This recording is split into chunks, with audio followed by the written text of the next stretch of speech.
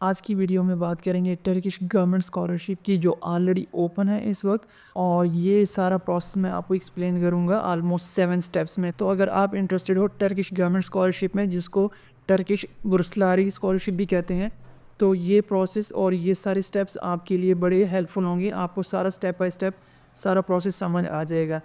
तो number 1 step है कि who is eligible for this programme. तो सिंपली अगर आपने एफएससी की हुई है यानी 12 इयर्स ऑफ एजुकेशन, चाहे वो प्री मेडिकल में हो या प्री इंजीनियरिंग या कंप्यूटर साइंस में, तो आप एलिजिबल हो इसके लिए। आप अप्लाई कर सकते हो बैचलर्स प्रोग्राम्स में।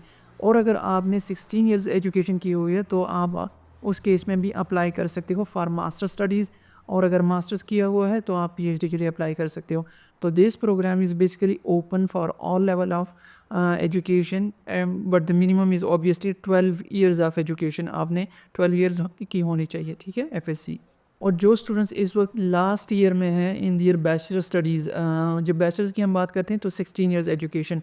तो अगर आप इस वक्त 7th सेमेस्टर में हो तो उस केस में भी आप अप्लाई कर सकते हो based on your current transcripts and certificates, but make sure कि आपकी डिग्री वीज़ा से पहले कंप्लीट हो जाए। अब स्टेप नंबर 2 है बेसिकली बेनिफिट्स की बात करते हैं। तो बेनिफिट्स इस स्कॉलरशिप की अगर बात करें हम, उसमें अगर आप बैचलर स्टडीज़ के लिए अप्लाई करते हो तो आपको अराउंड 3500 टर्किश लीरा ग्रांट होंगे। और अगर आप मास्टर स्टडीज़ के लिए अप्लाई करते हो तो फिर ये अमाउंट है 5000 टर्किश लीरा के। और जो कैंडिडेट्स पीएचडी के लिए इंटरेस्टेड हैं, पीएचडी में एनरोल होना चाहते हैं, तो उनको ये अमाउंट मिलेगी 6500 टर्किश लीरा। अब इसके अलावा बेनिफिट्स की अगर बात करें तो एडिशनल जो बेनिफिट्स हैं उसमें आपको अकोमोडेशन या डॉर्मेट्री वो मिलती है, और इसके अलावा आपको एयर फेयर या टिकट रीइंबर्स होता है, ताकि आप ट्रैवल कर सको from your country of residence to Turkey. अब जो स्टेप नंबर 3 है वो है मोस्ट इंपॉर्टेंट, जिसमें आपके डॉक्यूमेंट्स कौन कौन से रिक्वायर्ड हैं जो आपके पास अप्लाई करने से पहले होने चाहिए। और वो सारा डेफिनेटली जब आप एप्लीकेशन के लिए सबमिट करोगे या प्रोसेस आप स्टार्ट करोगे तो उसमें आपको चाहिए होंगे। तो उसमें नंबर 1 आपका एकेडमिक डिग्रीज़ या सर्टिफिकेट्स या ट्रांसक्रिप्ट्स, या इवन अगर आपने जब 12 इयर्स की एजुकेशन की बात करें तो उसमें आपके डीएमसीज़ जिसको कहते हैं, डिटेल मार्कशीट, और ये सारे सर्टिफिकेट्स। तो academic degrees and certificates and transcripts ये चीज़ चाहिए होगी। और इसके अलावा आपकी सीवी चाहिए होगी, रिक्वायर्ड होगी, और आपका पासपोर्ट रिक्वायर्ड होगा। तो पासपोर्ट तो आपके पास होना चाहिए डेफिनेटली। अगर आप किसी भी इंटरनेशनल यूनिवर्सिटी के लिए अप्लाई करते हो या एडमिशन के लिए, तो ये हमेशा चाहिए होता है सीवी, पासपोर्ट और एकेडमिक डॉक्यूमेंट्स।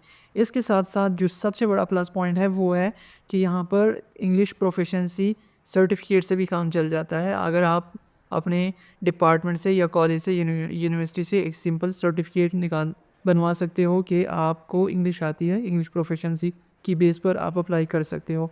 अगर आपके पास आइल्स या टॉफल या पीटीई का स्कोर है तो डेफिनेटली गो विद दैट, उससे अप्लाई करें। अगर वो नहीं है तो फिर आप प्रोफिशिएंसी सर्टिफिकेट से काम चला सकते हो। इसके अलावा इसके साथ साथ मोटिवेशन लेटर रिक्वायर्ड होगा। मोटिवेशन लेटर में आपने बेसिकली वो एक डिटेल टॉपिक है, इसमें नहीं कवर करेंगे, बट ब्रॉडली आपने अपना इंटरेस्ट शो करना होता है कि आप क्यों अप्लाई कर रहे हो इस प्रोग्राम में और आपकी फ्यूचर एक्सपेक्टेशंस क्या हैं। और इसके साथ साथ रिकमेंडेशन लेटर चाहिए होता है, तो वो आपको रिक्वायर्ड होगा। और अगर आप पीएचडी के लिए अप्लाई करो तो स्टेटमेंट ऑफ पर्पस या आपका रिसर्च प्रपोजल कुछ केसेस में रिक्वायर्ड होगा। अब जो नेक्स्ट और मोस्ट इम्पॉर्टेंट स्टेप है वो है आपने अप्लाई करना है एडमिशन के लिए विद इन दी डेडलाइन। तो इस वक्त एप्लीकेशन ऑलरेडी ओपन है और इसकी डेडलाइन है 20 फरवरी। तो अभी आपके पास इनफ टाइम है, आप अप्लाई कर सकते हो, but don't wait for the last minute कि आप बस लास्ट मिनट में ही अप्लाई करोगे। तो उस केस में आपसे बहुत सारी चीज़ें मिस हो जाएंगी और मोस्ट प्रोबेबली आप अप्लाई नहीं कर सकोगे। तो अप्लाई राइट नाउ, ताकि आप टाइमली अप्लाई कर सको। अगर कुछ मिसिंग है तो आप उसको कंप्लीट कर सको। ये बहुत इजी मीन स्कॉलरशिप है, तो आप ज़रूर इसके लिए अप्लाई करो, ताकि आपके इंटरनेशनल या अब्रॉड स्टडीज़ विद स्कॉलरशिप का जो एक ड्रीम है वो पूरा हो सके। इसमें चांसेस बहुत ज़्यादा हाई होते हैं और इनका इनटेक वेरी हाई है, तो आप डेफिनेटली अप्लाई करो। अब एप्लीकेशन प्रोसेस के लिए आपने सिंपली ये प्रोसेस मैं ऑलरेडी डिस्कस कर चुका हूँ एक सेपरेट वीडियो में। कंप्लीट स्टेप बाय स्टेप मैंने आपको अकाउंट क्रिएट करने से लेके जो सारा डॉक्यूमेंट्स फिल करना, जो स्टेप बाय स्टेप प्रोसेस है वो सारा समझाया हुआ है उस वीडियो में। तो आप वो वीडियो ज़रूर चेक करें। और उसके बाद आपने जो इसी प्रोसेस में, एप्लीकेशन प्रोसेस में, आपने यूनिवर्सिटी और प्रोग्राम भी चूज़ करना है। तो मेक श्योर कि आप हर प्रोग्राम को चेक करो उसकी रिक्वायरमेंट्स को आप मीट करते हो तो तब अप्लाई करना उसके लिए।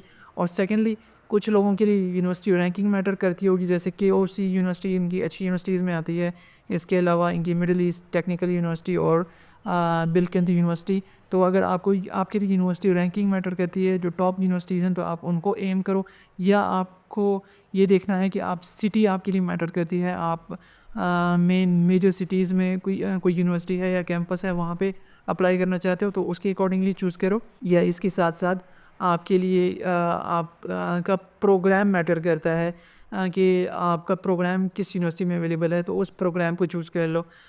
वो ज़्यादा ताकि जिसके फ्यूचर और करियर प्रॉस्पेक्ट्स ज़्यादा हों। तो डिपेंड करता है कि आपने ये is totally up to you, आप अपनी चॉइस के हिसाब से डिसाइड करना, सिटी चाहिए आपको, कोई अच्छी यूनिवर्सिटी चाहिए, अच्छा प्रोग्राम चाहिए। तो वो सारा इसी में मैंने डिस्कस किया हुआ है प्रोसेस में एप्लीकेशन, वो वीडियो देख लेना। और इसके बाद आपने अप्लाई करना होगा सारे डॉक्यूमेंट सबमिट करने के बाद, और उसी टाइम आपने उस पोर्टल में एप्लीकेशन के साथ साथ स्कॉलरशिप को चूज़ करना होगा एंड देन सिंपली अप्लाई। उसके बाद जो नेक्स्ट स्टेप है वो है आउटकम का। You have to wait for the outcome. जैसे ही आपको यूनिवर्सिटी और स्कॉलरशिप और एडमिशन रिसीव होगा तो देन उसके बाद नेक्स्ट स्टेप आता है वीज़ा के लिए। आपने वीज़ा के लिए डॉक्यूमेंट्स कंप्लीट करने होंगे, वीज़ा प्रोसेस कंप्लीट करना होगा। एंड जो लास्ट स्टेप है वो है आपका अराइवल इन टर्की। तो आपने वीज़ा अप्लाई कर दिया, वीज़ा आपको मिल गया, उसके बाद just simply buy your ticket and then land in Turkey. तो this was a simple step by step process, 7 step process था, जिसमें मैंने आपको अगेन मैं रिपीट कर दूँ कि सबसे पहले you have to check your eligibility कि आप एलिजिबल हो। अगर आपने FSC की हुई है, कंप्लीट है, तो आप एलिजिबल हो डेफिनेटली। अगर आपने बैचलर्स किया हुआ है 16 ईयर्स एजुकेशन तो तब भी आप एलिजिबल हो। और इसके अलावा आपकी जो सेकंड स्टेप है वो है रिक्वायरमेंट्स का, कि डॉक्यूमेंट्स कौन कौन से रिक्वायर्ड हैं, और वो मैंने ऑलरेडी डिस्कस कर दिए। और इसके अलावा जो थर्ड स्टेप होता है वो अप्लाई करने का होता है कि आपने पोर्टल पे अकाउंट क्रिएट करके अप्लाई करना होता है।